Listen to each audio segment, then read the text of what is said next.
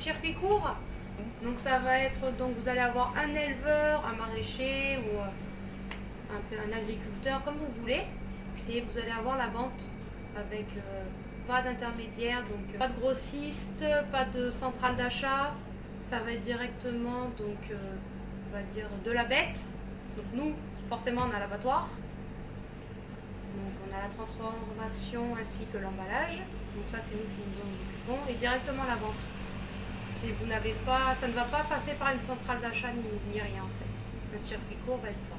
Et pour les légumes, ça va être du hors champ et directement donc en cagette ou en barquette, directement au consommateur. Les produits que vous avez en magasin, ils viennent ici, comment ils sont transportés? En gros, les éleveurs, eux, ils apportent les bêtes à l'abattoir. L'abattoir se charge de les tuer.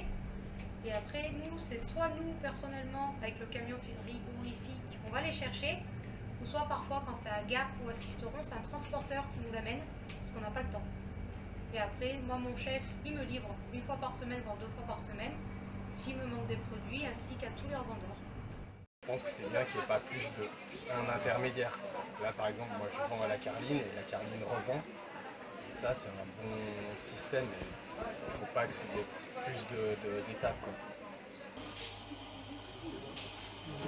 Différentes fabrications, que ce soit du lactique ou des tomes pressés ou du bleu de chèvre, voilà, des yaourts faisselle. Et on vend tout en vente directe. On vend sur le marché, on vend à la ferme et ensuite on a des restaurateurs et des magasins qui nous en prennent, mais que sur 10 quoi. Pour vous, en quoi c'est important du coup cette démarche de vendre un circuit court Connaître ses clients déjà par rapport au circuit. Et puis c'est aussi super important, je trouve, de connaître là la farine. Je sais où elle est produite, je suis déjà allé dans les champs, je connais très bien le gars qui me fournit. Du coup, des deux côtés de la chaîne, je trouve que c'est bien de connaître. Pour moi, c'est vraiment important. En prenant des agriculteurs locaux, c'est un choix, c'est pour développer notre tissu social, mais aussi parce que nous, c'est une volonté de valoriser correctement le produit. C'est le consommateur qui est derrière. C'est la marge de personnes qui achètent, revendent et qui ont des centrales d'achat, c'est à peu près 30 à 35%. C'est intéressant pour le consommateur, ça dit. Ah oui, oui.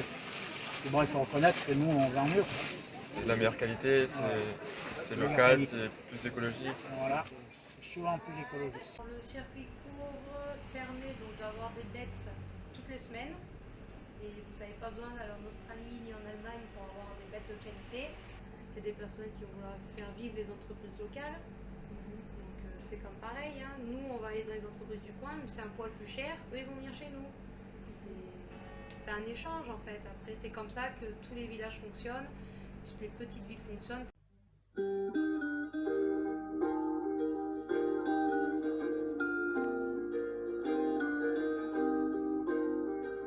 Afin d'aider les producteurs dans la vente de leurs produits, certaines enseignes ont lancé un appel afin de les aider à vendre du local et donc valoriser leur travail dans le Diois.